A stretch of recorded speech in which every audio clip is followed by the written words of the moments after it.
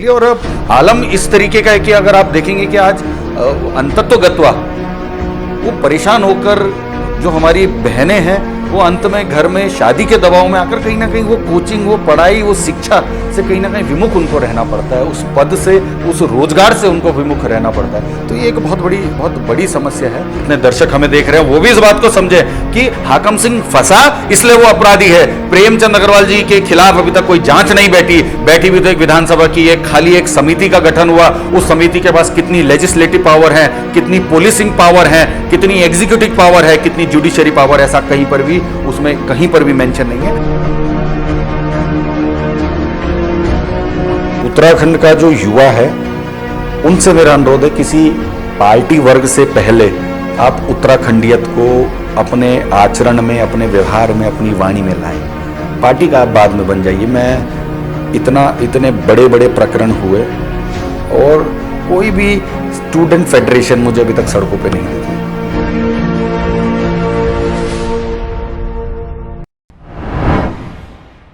नमस्कार, आप देख रहे हैं नेशन वन और मैं हूं आपके साथ कृष्णा।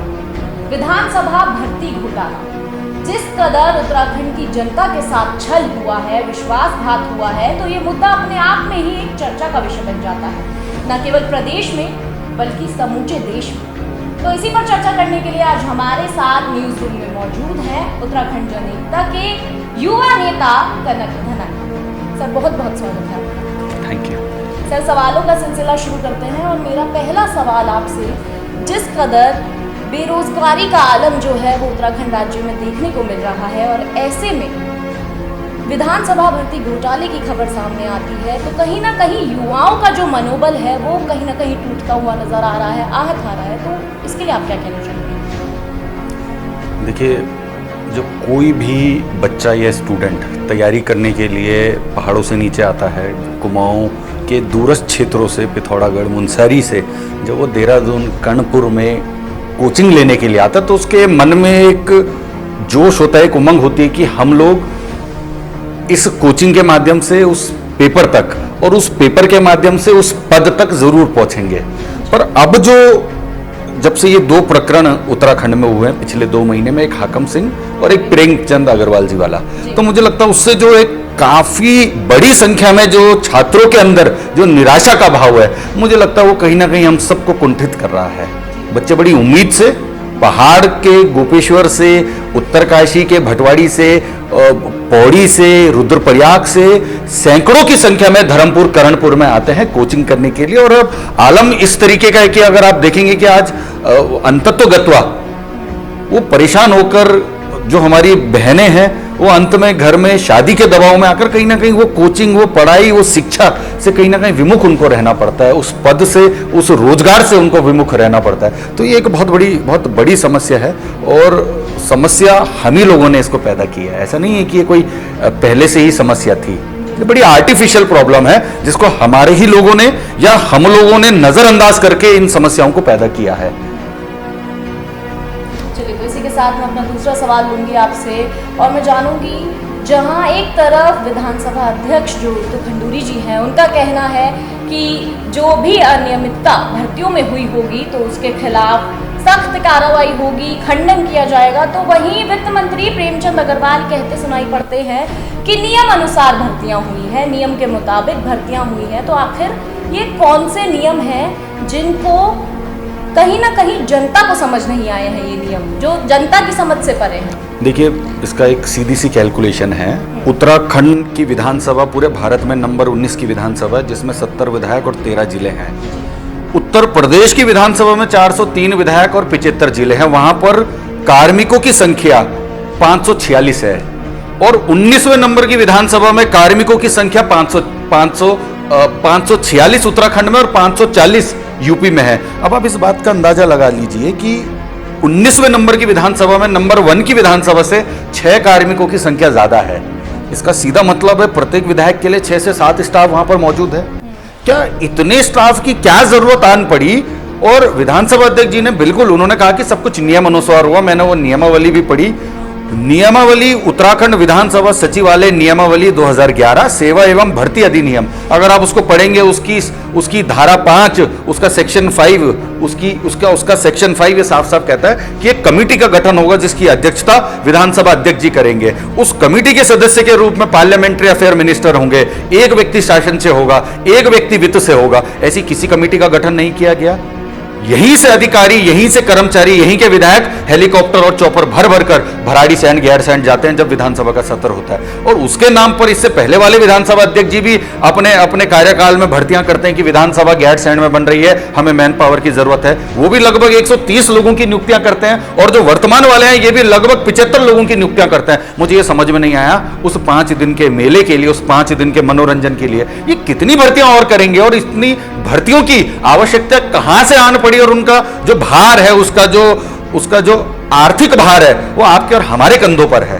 तो क्या इससे कितना प्रदेश के ऊपर कितना फर्क पड़ रहा है। दूसरी बात, ये पार्टी के अंदर कॉन्ट्राडिक्शन वाली बात है। आप इसको अगर थोड़ा सा गंभीरता से समझेंगे, एक व्यक्ति कहता है मैं सही हूं, उन्हीं की पार्टी के मुख्यमंत्री कहते हैं कि जांच होनी चाहिए, वो अनुरोध करते हैं विधानसभा अध्यक्ष से, और विधानसभा अध्यक्ष एक कमेटी का गठन करता है। और उत्तराखंड का रिकॉर्ड है, कमेटियां जितनी भी बनी सारी कमेटियां अक्सर सत्ताधारी लोगों के खिलाफ कभी नहीं गई हैं। और इस बार भी, मुझे हो सकता है मैं गलत हूं, न्यूज नेशन चैनल के माध्यम से मैं जिस दिन 1 महीना पूरा हो जाएगा, जिस दिन विधानसभा स्पीकर उन सिफारिशों को जब वो सार्वजनिक करेंगे, उस दिन हो सकता है मैं गलत साबित हो। बट मुझे पूरा अंदेशा है इनको बचाने के लिए इस कमेटी का गठन किया गया। तब तक कहा गया कि चुप रहो। मुकेश सिंघल उनके ऑफिस पे ताला लगा दिया गया। ऐसा कौन सा पद, ऐसा कौन सा अधिकारी कर्मचारी आपने देखा जिसको 1 साल में 3-3 प्रमोशन मिले?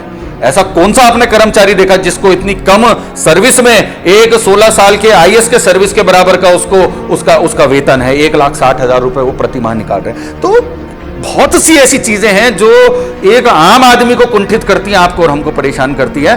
तब के तत्कालीन वित्त सचिव अमित नेगी जी, अब वो प्रतिनियुक्ति पे दिल्ली चले गए, अब वो डेपुटेशन पे दिल्ली चले गए। उन्होंने उस समय उन पदों को स्वीकृत नहीं किया था। जब ये खुद वित्त मंत्री बने, अपने वित्त विभाग में दबाव बनाकर इन्होंने उन पदों को स्वीकृत करवाया। लगभग 75 पद थे, उनकी 5-6 महीने की सैलरी निकलवाई। तो इस तरीके का जब तक हमारा आचरण होगा, मुझे नहीं लगता कि हम लोग एक सही दिशा में चल रहे हैं। ये बड़ा दुख का विषय। और मैं चाहता हूं जिस दिन 1 महीना पूरा हो उस जांच कमेटी का, उस दिन मैं गलत साबित हूं। उस दिन लगे लोगों को, उत्तराखंड के एक बेरोजगार को लगे, एक मातृशक्ति को लगे कि अगर कुछ गलत हुआ है तो उस सत्ताधारी पार्टी जिसको हमने प्रचंड बहुमत दिया है, उसके नेताओं के द्वारा एक्शन भी लिया गया है। ये खाली ये ना हो कि क्योंकि हिमाचल में चुनाव है तो इमेज करेक्शन करने के लिए हम लोग ऐसा ना करें कि एक कमेटी का गठन तो कर दिया, पर हकीकत में जो उसका आचरण होना चाहिए, उसके जो सिफारिशें होनी चाहिए, वो शून्य के बराबर हों, आपके और मेरे जीवन को प्रभावित ना करें, उत्तराखंड के उन लाखों नौजवान के जीवन को प्रभावित ना करें। मैं इसलिए बड़ी उम्मीद में बैठा हूँ कब 1 महीना पूरा होगा। चलिए, मैं आपसे अगला सवाल लेना चाहूँगी कि हाल ही में मैंने आपका एक पोस्ट देखा, हमने एक पोस्ट देखा जिसमें आपने एक तरफ यूकेएसएससी पेपर लीक के आरोपी हाकम सिंह की तस्वीर और दूसरे तरफ प्रेमचंद अग्रवाल की तस्वीर लगाई हुई थी, और आपने कैप्शन में लिखा हुआ था हाकम प्रेम भाई भाई। तो इससे आप जनता को क्या संदेश देना चाहते हैं, नेशन वन के दर्शकों को क्या संदेश? नहीं, देखिए, मैंने उसमें एक बहुत बड़ा मैंने मैसेज, अगर आपने पढ़ा होगा, मैंने बस इतना लिखा था कि हाकम सिंह किसी संवैधानिक पद पे नहीं था, इसलिए फंस गया। हाकम सिंह के पास नियुक्ति कराने का वो अधिकार नहीं था, इसलिए फंस गया। हाकम सिंह एक जिला पंचायत था, और न जाने ऐसे कितने हाकम सिंह हैं जो फंस नहीं रहे हैं, जिनको जेल नहीं हुई है, जिनके पीछे पुलिस नहीं लगी, क्योंकि वो खुद सरकार और सत्ता और शासन का हिस्सा हैं, इसलिए वो लोग नहीं फंस रहे। इसलिए मैंने कहा जो फंस गया आज चोर वही, और जो बच गया, जिसने अभी दिल्ली के चक्कर लगा कर संगठन से ऊपर रिक्वेस्ट, अनुरोध और इन तक अपना संदेश पहुंचा कर इस बात को दबाने की कोशिश करी, वो आदमी आज खुला इस प्रदेश के अंदर घूम रहा है, वो भी सरकारी वाहन में, वो भी सरकारी सिक्योरिटी के साथ। तो मैंने इसलिए, मेरा मकसद ये था कि हम लोग इस बात को समझें, जितने दर्शक हमें देख रहे हैं वो भी इस बात को समझे कि हाकम सिंह फंसा इसलिए वो अपराधी है। प्रेमचंद अग्रवाल जी के खिलाफ अभी तक कोई जांच नहीं बैठी भी तो एक विधानसभा की एक खाली एक समिति का गठन हुआ। उस समिति के पास कितनी लेजिस्लेटिव पावर है, कितनी पुलिसिंग पावर है, कितनी एग्जीक्यूटिव पावर है, कितनी जुडिशरी पावर है, ऐसा कहीं पर भी उसमें कहीं पर भी मेंशन नहीं है। तो इसीलिए अभी तक वो उन्मुक्त घूम रहे हैं, आज़ाद घूम रहे हैं। और जो पकड़ा गया, इसलिए मैंने लिखा कि वो दोनों भाई भाई, क्योंकि आचरण से भाई हैं। नाम भले ही अलग हों, सरनेम भले ही अलग हों, उनका भूगोल, उनका जिला, उनका क्षेत्र, उनका कार्य क्षेत्र अलग हो, पर आचरण से दोनों भाई भाई। तो मुझे लगता है मैंने कुछ गलत नहीं लिखा। मैं आज भी उन शब्दों के साथ मैं खड़ा अपने आप को महसूस करता हूँ। तो मैं अगला सवाल आपसे लेना चाहती हूँ और मैं जानना चाहूँगी कि आप अग्निपथ स्कीम को किस नज़रिए से देखते हैं कि युवा नेता होने के नाते आपका क्या नज़रिया है कि ये स्कीम आखिर युवाओं के हित में है या फिर अहित में है? देखिए, बहुत ज़्यादा मैं सेंट्रल लेवल पॉलिसीज़ के बारे में मैं बहुत ज़्यादा, क्योंकि हम लोग एक क्षेत्रीय दल है और क्षेत्र की ही बात करते हैं। रही बात अग्निवीर की, बहुत नाइंसाफ़ी हुई है, मैं ज़्यादा इसमें नहीं कहूँगा, बट इतना ज़रूर है कि इस तरीके से जो मनोबल सैनिकों का अभी तक देखने को मिलता था, उतना मनोबल नहीं देखने को मिलेगा। आप इस बात का अंदाज़ा लगा लीजिए, चीन की सेना हमसे ज़्यादा है पर मनोबल में शून्य है। भारत की सेना की जो संख्या है वो चीन से बहुत कम है, फिर भी हम उनसे आड़े हाथ 1 to 1 उनसे कर लेते बिना किसी संकोच के। तो जो मनोबल और जो उत्साह एक सैनिक के अंदर होना चाहिए, मुझे लगता है उसमें बहुत ज़्यादा गिरावट आएगी अग्निवीर के बाद, क्योंकि जो उसको इस बात की गारंटी नहीं है कि उसको अगर वो अपने प्राणों को देश हित में कहीं पर न्यौछावर करता है तो उसके परिवार का क्या होगा। अभी तक स्कीमें थी, अभी तक सरकार एक संरक्षक की भूमिका में मरणों उपरांत उसके परिवार का ध्यान रखती थी, भरण पोषण, पेंशन, नौकरी, तमाम वो सुविधाएं देती थी, पर अब वो बड़ा बेचैन है। तो ऐसे में मुझे लगता है बड़ा इसमें हमारे सैनिकों के उत्साह में, और जब युद्ध की घड़ी में, जब वास्तव में उनका जोश, जब एक एक आदमी 100 का हम अनुपात लेकर चलते हैं कि वो उनसे लड़ेगा, उस समय इसमें बड़ी गिरावट आएगी। चलिए, तो मैं जानना चाहती हूँ, मैं आपसे कहूँगी, दरख्वास्त है ये हमारी कि आप युवा नेता होने के नाते नेशन वन के दर्शकों को क्या संदेश देना चाहते हैं, क्या एक एडवाइस आप उन्हें देना चाहेंगे? नहीं, एडवाइस तो एज सच कोई भी पीस ऑफ एडवाइस मेरे पास नहीं है, पर इतना ज़रूर है, उत्तराखंड का जो युवा है उनसे मेरा अनुरोध है, किसी पार्टी वर्ग से पहले आप उत्तराखंडियत को अपने आचरण में, अपने व्यवहार में, अपनी वाणी में लाएं। पार्टी का आप बाद में बन जाइए। मैं इतने बड़े बड़े प्रकरण हुए और कोई भी स्टूडेंट फेडरेशन मुझे अभी तक सड़कों पे नहीं दिखी। इतने बड़े बड़े घोटाले हुए, कोई भी स्टूडेंट बॉडी मुझे कहीं रोडों पर प्रोटेस्ट करते हुए नहीं दिखाई दी। एक आंदोलन जरूर हुआ बेरोजगार संघ का, बॉबी पवार जी के नेतृत्व में, पर इतने स्टूडेंट यूनियन हैं, इतने स्टूडेंट फेडरेशन हैं, ग्रुप्स हैं, आप लोग क्यों इतनी नेताओं की परिक्रमा में इतने व्यस्त हैं कि अब आपको वास्तव में जिस चीज़ के लिए छात्र राजनीति की शुरुआत हुई थी, एक छात्र राजनीति जयप्रकाश नारायण जी के समय में भी थी, जहां पर कैंटीन में मेस के बिल को बढ़ाने को लेकर उन्होंने विद्रोह किया, तो गुजरात से लेकर बिहार तक मजबूरन इंदिरा गांधी जी को आपातकाल की घोषणा करनी पड़ी। एक दौर वो था छात्र राजनीति का, और एक दौर आज है कि हम लोग इतना व्यस्त अपने आप को हमने कर दिया कि आज जो असल मुद्दे हैं उनसे हम इतना भटक कर, इतना दूर, इतना उनसे विमुख हो चुके हैं, इतना विभेद उनके और हमारे बीच में आ चुका है कि अब वो बात नहीं हो पा रही। तो मेरा अनुरोध है प्रदेश के युवाओं से, खासकर जो स्टूडेंट पॉलिटिक्स में एक्टिव हैं, खुलकर विरोध कीजिए। स्टूडेंट पॉलिटिक्स एक सीढ़ी जरूर है ऊपर बढ़ने की, बट वहाँ से अगर आप किसी दल में, किसी संगठन में अगर जाकर और आप सोचते हैं कि वहीं से आपका भाग्य उदय होगा, तो ये गलत है।